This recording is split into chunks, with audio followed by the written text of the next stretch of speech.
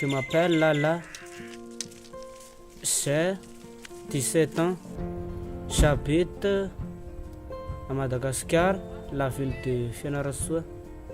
Je me lève à 5h30 chaque jour. Je prends tout de suite la route qui fait dans notre école. Les problèmes qui viennent à mes yeux, c'est la cause de riz qui est folle et il se tombe sur les sourcils et c'est ça les causes. Monsieur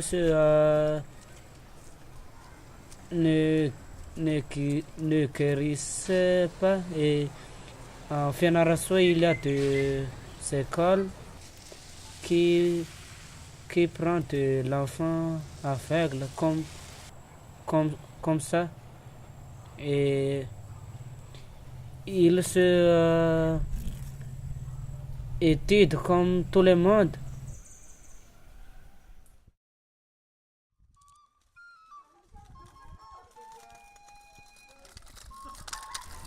Cette école accueille 45 élèves. Ce sont des garçons et des filles avec la particularité d'être handicapés visuels. Ils viennent ici à partir de 6 ans et restent tout le temps de leur formation. Ça peut être jusqu'à 18 ou 20 ans. C'est une école primaire avec le suivi en secondaire après avoir passé le CEPE dans notre établissement.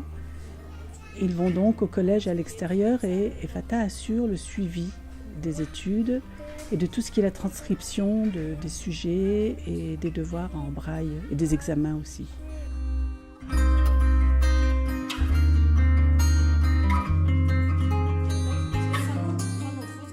D'autres élèves ici viennent pour les formations techniques, jardinage, élevage, tout ce qui est travaux manuels. Avec pour objectif principal, évidemment, c'est de se réinsérer dans la vie sociale et professionnelle, trouver du travail, ce qui n'est pas du tout évident. Mais aussi, si ils n'ont pas de travail, de pouvoir retrouver une place dans la famille, en aidant la famille, soit par le travail qu'ils ont appris ici. Donc, je redis, jardinage, élevage, tout ce qui est travaux manuels, et toute la vie quotidienne. EFATA met un accent particulier sur tout ce qui est l'autonomie de l'enfant. Et dans toutes les tâches de la maison, les enfants sont invités à y participer, de façon à ce qu'ils puissent être le plus indépendants possible en sortant d'ici. Donc ils font leur lessive, ils participent au ménage, ils font la cuisine, ils apprennent la locomotion, la canne blanche, vous avez vu avec Lala, avec toutes les complexités que ça représente. Si EFATA a pour mission essentielle l'éducation des enfants, nous voyons aussi de plus en plus que notre mission est une ouverture, bien sûr, vers l'extérieur et une grande ouverture de sensibilisation parce que beaucoup de personnes ne comprennent pas qu'une personne handicapée est capable de travailler, est capable d'être comme une personne ordinaire le plus possible. Donc nous avons ce travail de sensibilisation auprès du grand public. Et c'est pourquoi nous organisons de temps en temps des spectacles ou des journées portes ouvertes.